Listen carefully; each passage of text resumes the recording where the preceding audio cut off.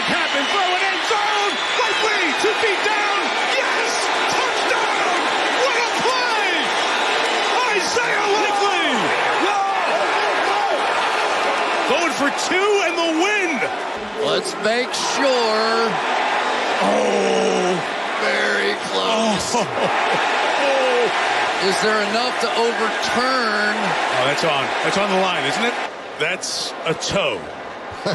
By a toe. Oh, baby, oh, baby, oh, baby. Football is back. And let me just say, Mike Tirico, you are the man. He set that whole play up. I said, and the first game of the season comes out to the final play in the 105th season of the NFL. And then you get that call, and you get that play, and you get that drama. A toe keeps the Baltimore Ravens from possibly tying or winning the game. They were going to go for two. So they're going for the win there. And just like that, folks, football is back. As we say good morning to everybody out there getting off their graveyard shift. All the overnight dancers in Kansas City, you know they made some money. I don't know about here in the Bay Area. Maybe on Monday night. But good morning to everybody out there, teachers, students, high school football teams getting ready to roll, volleyball teams, and the Kansas City Chiefs. The Kansas City Chiefs. Let me just say this real quick, Josh, before you get in here, because you got the stone cold looking at me. I know they ain't watching. I know. And get your mic on, because I'm going to kick it to you in a second. When Kansas City had the pregame pageantry with all the Super Bowl banners, and there's Clark Hunt at the end. This one's for you, Kansas City. And there's 4 banners there on the field, and 3 in the last 5 years. I freaking tweeted, and I felt like this. I said, you know what? I'm pissed off. Now I'm pissed off because we should have been at Levi's Stadium for a football game on Thursday night, playing either the LA Rams, playing the Cowboys, or something. Probably would have been the Cowboys. And Kansas City is celebrating the Super Bowl. And did anybody think they were going to lose yesterday? You're watching that game. Rashee Rice is a bona fide number 1 now. Xavier Worthy, the human joystick, is another toy for Andy Reid. They don't even have Hollywood Brown yet. Just wait until Hollywood Brown gets back. Travis Kelce, all he's got to do is run 5 yards, turn around. Mahomes is going to hit him. And Mahomes is great. Their offensive line is good. Their defense is good. Their coordinators are good. They get away with calling timeouts. They get all the calls. I mean, it's Kansas City's world, and we're just living in it. Well, I'll tell you, I hate them so much. He's the greatest player I've ever seen. I'm already ready to crown it. There are certain guys that you see in real time, and you're like, yeah, this is just different, and we can see where this is going. I don't even care if he wins another one. I think he's the greatest player I've ever seen. I was telling Spadoni, I think if they truly wanted to, and it was do or die every single week, I think they'd go undefeated.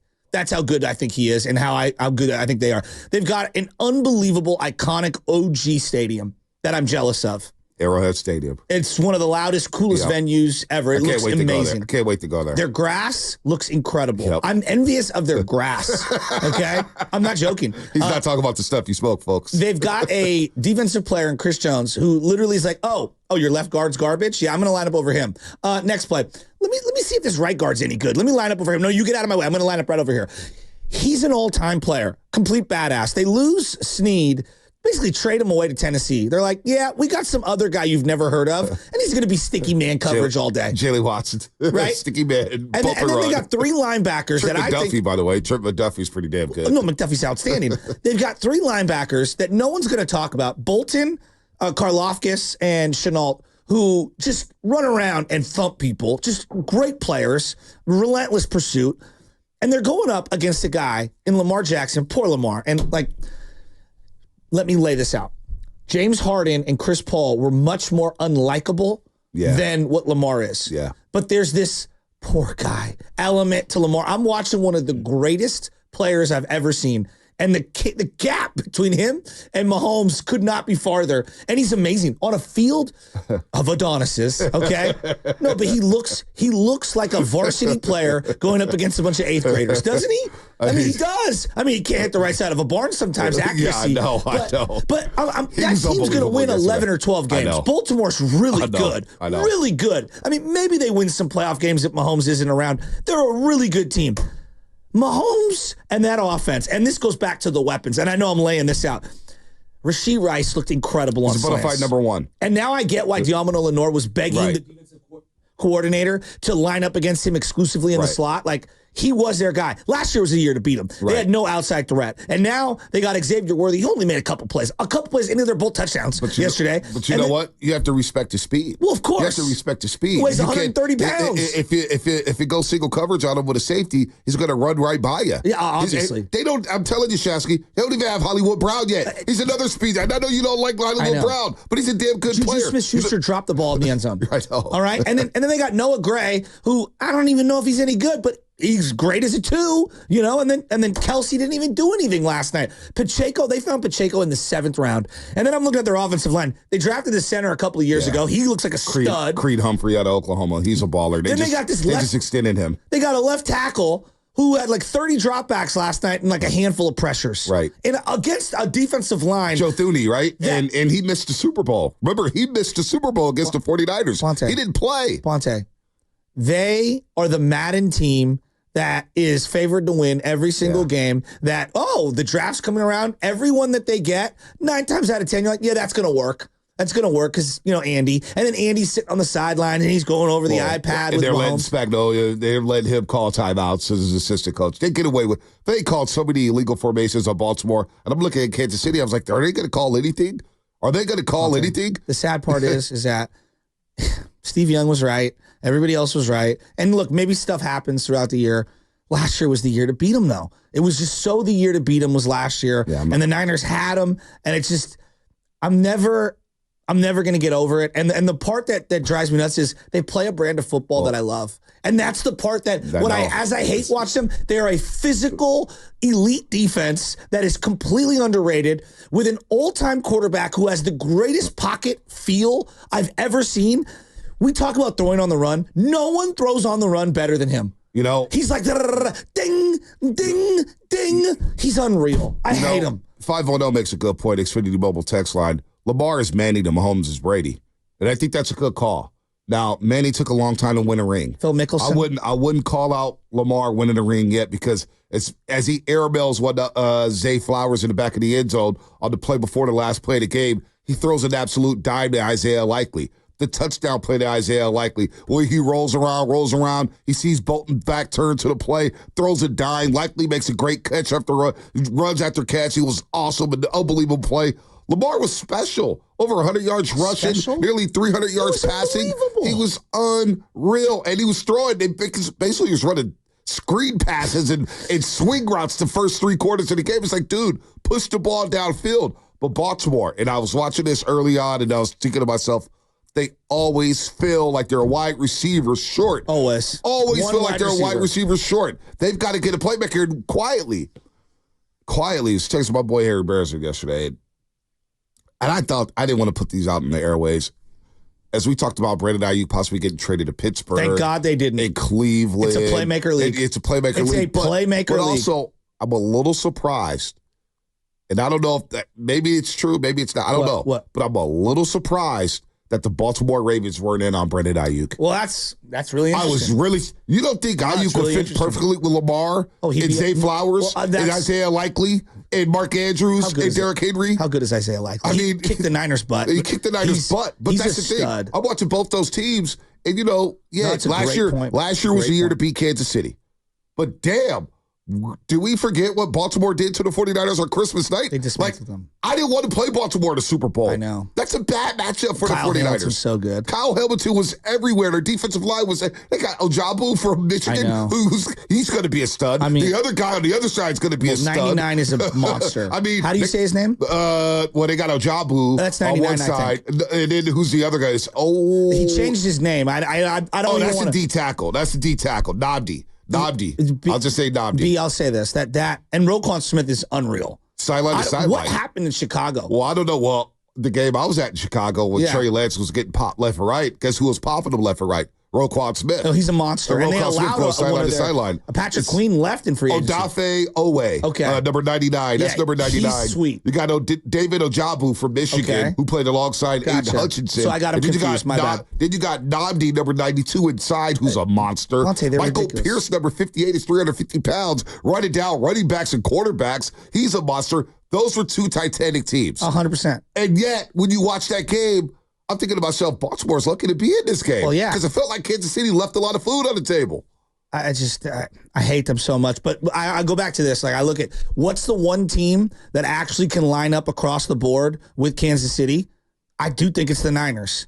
I do. I mean, like, I look at their personnel and I say to myself, okay, to me, it's a passing league and it's a weapon league. You got to have 3, 4, 5 weapons on offense for me to even consider you. So the more I think about it, like, oh boy, my Buffalo, bold predictions aren't looking good. I don't think they have firepower. I don't think they have enough firepower. And I look at Baltimore, you say, oh, they're a receiver short. There's not a question in my mind that they're not a receiver short. Well, here's the deal. They're going to win 11, 12 games. I mentioned this last, because we always argue about, whether it's basketball, whether it's football. This whole old adage that defense wins championships. Yeah. So the Minnesota Timberwolves are a great little example here. They're the number 1 defensive team in the NBA. They got undressed by the Dallas Mavericks. Undressed. What beat the Dallas Mavericks in the NBA Finals? Sure, Boston was really good defensively, but their 5-out offense and their ability to dribble, drive, penetrate cooked the Dallas Mavericks. There's a scout. And I mentioned this last year.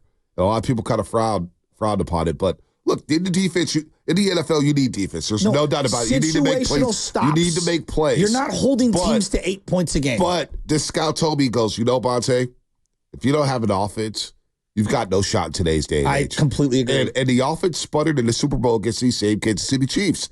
You need the third down passing attack. You need vertical passing games. You have to be able to push the ball down the field and get big chunk plays like the Kansas City Chiefs, where they're doing it with Rashee Rice and Xavier Worthy. You have Isaiah Likely, whatever it is, Zay Flowers. You have to be able to push the ball down the field. But your offense sometimes has to be your best defense. And at times last season with the 49ers, their offense was their best defense, scored 30, scored 35, because they put so much pressure on you offensively to where your defense is sitting back. They got a 7-0 lead, a 10-0 lead, a 17-0 lead, and they're saying, oh, we just got to get after the quarterback. It changes the entire game plan. Yeah. And think about how much pressure was on Baltimore to try to keep up with Kansas City last night. So offense, yes, you need situational defense. You need to be able to get stops. Hold teams at 3 in today's day and age. I agree. But you better have some playmakers, and you better have some explosiveness on the offensive side of football. Well, and what Baltimore got was the turnover, right? Yep. And you need to be able to create turnovers because you're going to give up yards. Like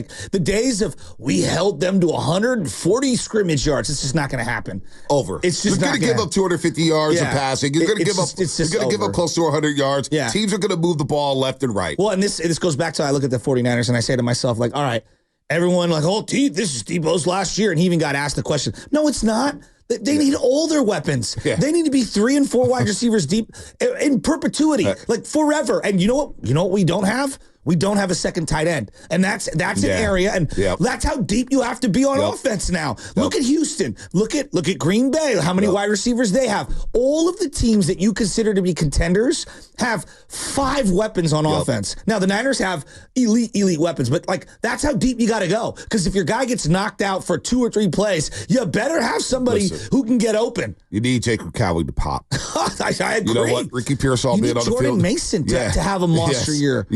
Especially with the Achilles injury that popped up on the injury report. One more thing I have to bring up. But the Chiefs defense, real quick, you see the graphic when they were talking about the playoffs, and they had the defensive players in the classroom. It was incredible. And they had the chalkboard. NBC does a great job with their graphics. Job. It's unbelievable. I think Mike Tirico is the most underrated broadcaster he's of this no longer generation. underrated. I mean, this guy football may not even be his best sport, Shasky. Everybody tries to pretend. Al Michaels had a great career. Mike has been better than Al for a decade. Dude, like, what are we watching? Mike Tirico, this may not even be his best sport, and that's saying a lot. He's amazing. I saw this guy in the Kentucky Derby, didn't skip a beat. I'm like, damn, Mike, what don't you do? The sense of the moment, just the way he calls it in the moment, on the sense of the final call. Yeah, no, he set up the play. All of a sudden, they're getting to the line of scrimmage, and here we go. In the 105th season in the NFL, the first game of the season comes down to the final play. And then he lets it breathe. And he's like, Lamar, can you play the final call one more time? Because I had goosebumps. I text you guys right away. I was like, Mike Tirico's a god. He's unbelievable. You know where I've seen him, Mike. Rush 4. Lamar trying to make magic happen. Throw it in zone. Likely 2 feet down. Yes! Touchdown! What a play! Isaiah Likely! Going for 2 and the win. But that's Mike Tirico. But they show the classroom, the little graphic with the classroom, and they got Chris Jones sitting at the table and Carl Office and all these guys. And you see the offenses they played in the playoffs. Buffalo, Baltimore, San Francisco. They allowed 15.8 points a game. Yeah, knowing that their offense was a little behind standards, but below their standards in Kansas City. So, when you look at the Niners, Jacob Cowing, Jawad Jennings, Chris Conley, CMC to stay healthy. Jordan Mason, all hands off freaking deck offensively.